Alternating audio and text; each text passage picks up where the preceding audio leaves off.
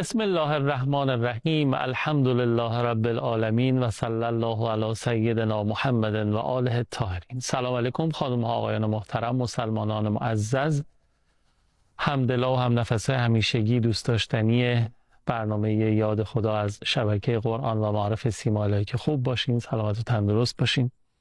خیلی ممنونم که بازم وقت میگذارین، همه کاراتون رو جوری تنظیم کردین تا الان بشینین پای تلویزیون شبکه قرآن و برنامه یاد خدا رو ببینید. امیدوارم اینجا به شما خوش بگذره، برنامه براتون مفید باشه و دلنشین و آخر کار که از پای یاد خدا خواستین بلند شین حالتون بهتر شده باشه نسبت به قبل. امید دارم این اتفاق بیفته، چون آقای ملکی بازم قبول زحمت کردم و قدم به چشم من گذاشتن. یه صلوات با هم دیگه بفرستیم و برگردیم بهشون سلام و خیر مقدم عرض خواهم کرد. بفرمایید. اللهم صل علی محمد و آل محمد و عجل فرجهم. سلام علیکم و رحمت الله. استاد ملکی عزیز، خیلی خوش آمد. خیلی متشکرم. سلامت باشید. بسم الله الرحمن الرحیم. رب یسر ولا تعسر، سهل علینا یا رب العالمین. رب صل علی محمد و آل محمد. بنده محضر از سالی و همه بینندگان عزیز و ارجمند عرض سلام و ادب و احترام دارم. در خدمت. زنده باشید، محبت دارید. ما در خدمت شما هستیم و خوشحالیم از این بابت. ما روزهایی که در خدمت حاج آقای ملکی عزیز هستیم کام دلمون شیرین میشه به نقل و نبات کلام دلنشینشون که از نبی مکرم اسلام رسول گلها محمد مصطفی صلوات الله علیه و آله عمدتاً میفرمایند و ما هم بهره مند میشیم استفاده کنیم. بسم الله. در برنامه قبل بحث احیاگری خدای سبحان و پیامبر عظیم شأن در آیه 24 اسم مبارک انفال مطرح شد که یا ایها الذین آمنوا استجیبوا لله و للرسول اذا دعاکم لما یحییکم. حیات انسانی چند تا ویژگی داره. من رو عرض کنم بعد برم روی سیره پیامبر عظیم شأن. ویژگی اول حیات انسانی آگاهی. هر کس آگاه تر پردردتر، هر کس پردردتر رخ زردتر. انسان نسبت به جامعه، نسبت به اطراف خودش، نسبت به مظلومان عالم وقتی که آگاهه میفهمه که چه ظلمی به مردم غزه صورت میگیره، مردم لبنان صورت میگیره، مردم فلسطین صورت میگیره، این چون آگاهی داره خب پردردتر میشه و پر رخ زردتر میشه. پس یکیش آگاهیه. منتها اون آگاهی اصلی آگاهی به مأموریت خودش در عالم هستی. چون قرآن کریم 6 سوال انسان پاسخ میده. یک، ای انسان تو چه کسی هستی؟ خلق الانسان هلوعا اذا مسه الشر جزوعا و اذا مسه الخیر منوعا الا المصلین. الا المصلین. بعد مصلین رو توضیح میده. از اینجا از آیه 24 تا آیه 35 سوره معارج مصلین رو توضیح میده. الذین هم فی صلاتهم دائمون. معرفی انسان از نگاه خالق انسان که انسان از نقطه صفر آغاز میکند و پرواز میکند به جایی میرسد که جزو مسلین قرار میگیره. کسانی که دائم ذکرن، کسانی که در اموالشان حقی برای سائل و محروم وجود دارد، کسانی که احساس مسئولیت نسبت به مردم دارن و پس یکی از آگاهی اینه که انسان بداند که کیست. در طبق قرآن از صفر انسان آغاز میکند و تحت تربیت وحی قرار بگیره تا جزو مسلین باشه. مسلین به معنی وسیع.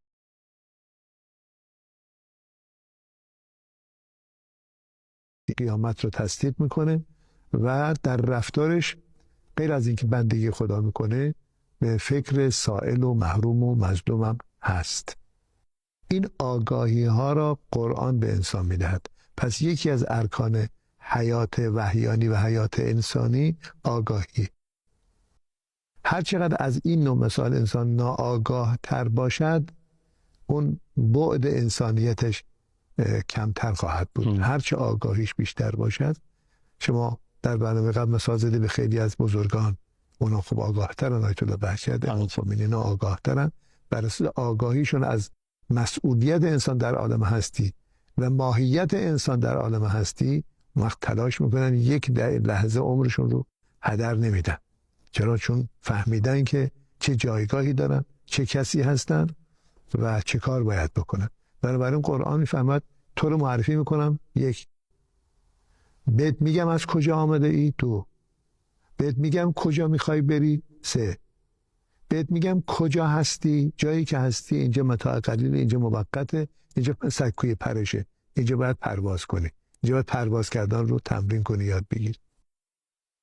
این آگاهی هاست که اون وقت اگر کسی این آگاهی ها رو داشته باشه که قرآن و پیامبر عظیمشان و اهل بیت این آگاهی ها رو میده، دیگه اون وقت اون انسان از این بند دنیا و هوای نفس و شیطان رها میشه و انسان دارای کرامت و دارای عزت میشه، عزیز میشه، کریم میشه.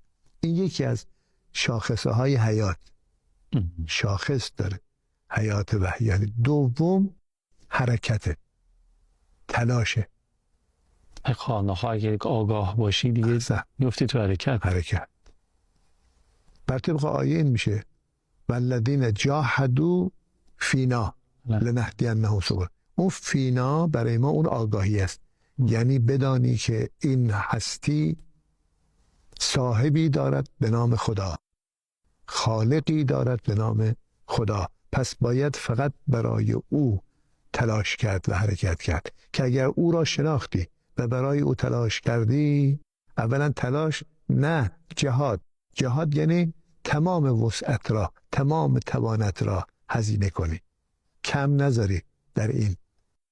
حالا این معنیش هم برای خانواده باید تلاش کنی، هم برای زندگی خودت تلاش کنی، هم برای احیاء الدین تلاش کنی برسن. این هم یکی از ویژگی‌های زیاد داره. سومش هم عرض میکنم، سومش همبستگیه. شما این وقتی که انسان میمیره همه اعضاش از هم متلاشی میشه. و وقتی که این بدن زنده است، این سلول ها به هم پیوسته است. در حیات وحیانی و حیات انسانی، اون جامعه حیات وحیانی دارد که هم بستن، که با همه. یه روایت رو پیامبر عظیمشان فرمود که مثل المؤمنین فی تواددهم و تعاطفهم و تراحمهم، در دوست داشتن همدیگر، چون باب تفاعله، در رحم کردن به همدیگر، در عاطفه نشون دادن نسبت به همدیگر، مثلشون مثل جسده که از اشتکا، وقتی که یک بخشی از عضو این جسد و بدن به درد بیاد، عضوهای دیگه اونها فریاد بلند کنن. اینا اهل سحر میشن. سحر با سین و هی دو چشم یعنی بیداری. همه اعضا بیدارن. چرا؟ چون یکی از اعضای این بدن گرفتاره و اینها بیداری خودشون رو با حما و تب آشکار میکنن. ببینید که مثلا یه عضو بدن مشکل پیدا کرده ولی همه اعضای بدن تب داره. چه عضوی به درد آورد روزگار دیگر عضوها نماند. این علامت حیاته. شما اگه امروز تو جهان اسلام این همبستگی رو نمیبینی، معنیش این است که این جامعه اسلامی ما، عربستان، مرده های دیگه، اینا مردن. اینا اسمشان اسلام است. ولی اگر مسلمان بودن بر طبق فرمایش پیامبر عظیم‌الشان، اینا حتما باید، اگر یه عضوی مثل فلسطین، مثل لبنان وقتی گرفتار میشه، همه اعضا باید مثل بدن که یه عضو درگیر میشه همه به فریاد در میان. این سه تا ویژگی‌های شاخص‌های حیات. یک پس شد آگاهی، حرکت، کجا هستم، در کجا هستم، به سوی کجا هستم. این آگاهی رو وحی به انسان میده. چه کار باید بکنم، چگونه باید باشم. قد افلح المؤمنون، باید در بالاترین درجه ایمان باشی، یعنی در بالاترین درجه حیات وحیانی باشی. این میشه آگاهی. دو، تلاش، حرکت، جهش، امید، نشاط، همه اینها زیر مجموعه همون حرکته. بله. شما میدید الان غزه‌یا این همه آتش بر سر اونها ریخته شده، انگار اصلا تازه از خواب بیدار شدن از حیث چابوکی و راحتی. سید حسن نصرالله رضوان الله علیه شما ببین هیچ وقت شما اونها رو غمگین نمیدیدی، خسته نمیدیدی، در حالی که اون 30 سال داره مبارزه میکنه، 30 سال راحت نخوابیده. پس چرا اینجور بانشاته؟ اون حیات وحیانی دارد، اون حیات قرآنی دارد، او آگاهی دارد، او میداند چه میکند، او میداند همه این مبارزش حرکتش در قیامت تجلی پیدا خواهد کرد و با سید الشهدا محشور خواهد شد. اینم یکیش. و سومش همبستگی. این همبستگی نشانه حیاته. لذاست که فهمو واعتصموا بحبل الله جمیعا ولا تفرق. تفرق یعنی مرگ. اعتصام و اتصال اونم گروهی یعنی حیات. اینو تا اینجا داشته باشید. ظاهرا بعد بریم دوباره برگردیم. دوباره یکی دو تا از مصادیق حیات وحیانی را از رفتار پیامبر عرض کنم. خیلی هم عالی، دست شما درد نکنه. تا اینجا شاخص‌ها و ویژگی‌های حیات رو که به در واقع از آثار و میوه‌هاش هم میتونیم بگیم دیگه. یکی آگاهیه، یکی حرکته، یکی هم همبستگی. مصادیقش رو در سیره نبوی از شما میشنویم بعد از فاصله کوتاهی که میگیریم و برمیگردیم. اللهم صل علی محمد و آل محمد و عجل فرجهم. خب ببینیم این آگاهی، این حرکت، این همبستگی که از شاخص‌ها و ویژگی‌های حیات طیبه الهی هستن، حیات ممدوح پسندیده‌ای که ما اصلا براش آفریده شدیم، در سیره نبی مکرم اسلام که اسوه حسنه برای همه عالم هستن چطور نمود پیدا میکنه؟ استاد میفرمان حسب ببریم. لقد کان لکم فی رسول الله اسوة حسنة. منتها شرط داره، برای هر کسی پیامبر اسوه نیست، الگو نیست. لمن کان یرجو الله والیوم الاخر و ذکر الله کثیرا. 3 تا ویژگی باید داشته باشه. ولی اون هر کسی ذائقه پیامبر پسندی نداره. شما ابو لهب رو نگاه کن، ابو جهل رو نگاه کن، اصلا نمیتونن پیامبر رو ببینن، یعنی میخوان دق کنن از ناراحتی، میرن تیغ بیابان رو میکنن میارن تو مسیر پیامبر میندازن که یه تیغ به پای اینا پیامبر بره، اینا یه مثلا دلشون خنک بشه. پیامبری که از حیث زیبایی و ملاحت هیچ کس به او نمیرسه، از حیث تمیزی و بهداشت تن و بهداشت دندان و دهان و بهداشت روح و روان و از هر جهت اونقدر این شخصیت عزیز و خواستنیه که حد و حساب نداره. این رو به کسانی میگه که امید به مبدأ این خدا داشته باشه، امید به آخرت داشته باشه و برای اتصال مبدأ و مقصد همش دائم الذکر باشه. ذکر الله کثیرا، غفلت نکنه. خب پس بنابراین بعد به پیامبر ما تأسیس کنیم، او رو الگو قرار بدیم، اصلا به اون نگاه کنیم که رفتارمون با اون تنظیم کنیم. اسوه یعنی این. بله. خب ممکن بعضی بگن که آخه ما کجا پیامبر کجا؟ پیامبر اون همه عظمت، خود خدای سبحان این رو به عنوان پیامبر به عنوان الگو قرار داده. پیامبر اون بخش زمینی پیامبر رو داره برای شما الگو قرار میده، نه اون بخش آسمانیش ملکوتیش. تو بخش زمینیش پیامبر اشد علی الکفار. تو روایت داری که پیامبر خیلی دل نازکه، خیلی دل نازکه، عزیزون علیه ما عنتم. اصلا سخت بر پیامبر گرفتاری مردم اهم از مسلمان و غیر مسلمان ها. اصلا این چون رحمتا للعالمینه و ما ارسلناک الا رحمتا للعالمین، چون رحمتا للعالمینه این اصلا بر نمیتابه سختی دیگران، انقدر دل نازکه. اما همین پیامبر وقتی مواجه میشه با کفاری که اهل سر جنگ دارن، نه هر کفاری، با یهودیا و نصرانی، پیامبر دعوا نداره که میگه شما به من دعوا نکنید، تو دین به دین خودتون باشید، بعد فردای قیامت معلوم میشه کی حق کی باطل.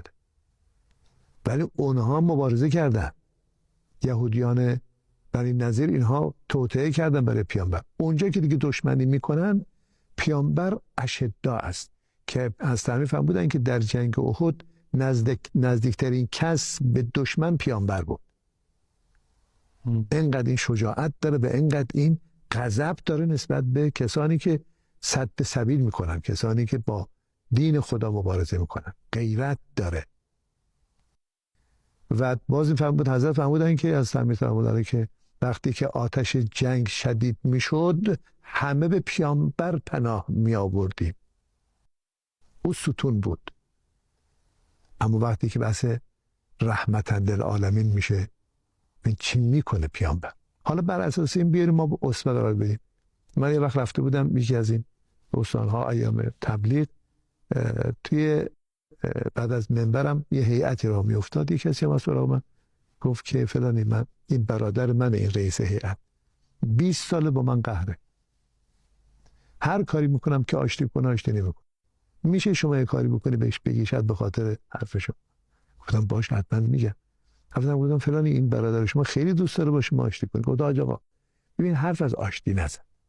بابا خب این پیامبر رو اسوه قرار داده، با همسرش چند هفته از چند ماه قهره، میشه امت پیامبر باشی و قهر کنی؟ و قهر 1 ساعت 2 ساعت 3 ساعت، نه 1 هفته 2 هفته، نه 1 ماه 2 ماه، نه 1 سال 2 سال، نه 20 سال.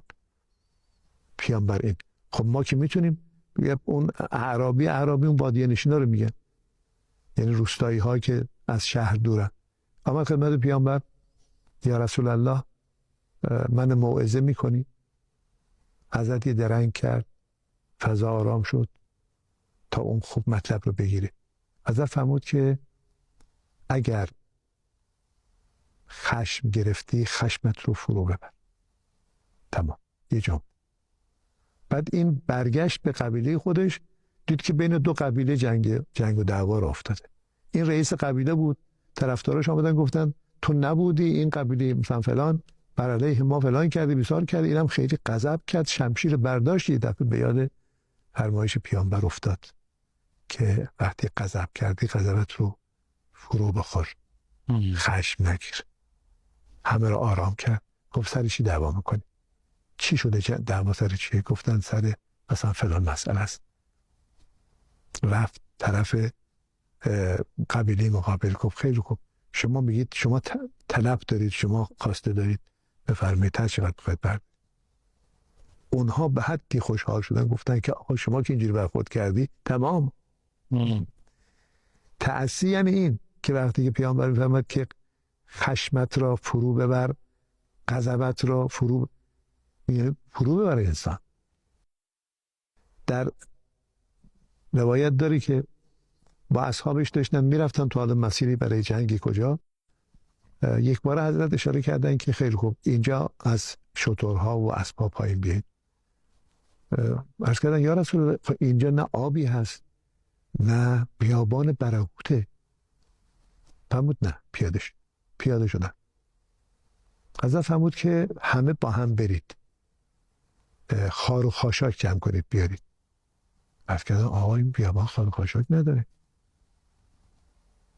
برهوته اینجا. حضرت فرمود چرا؟ برید بگردید پیدا کنید.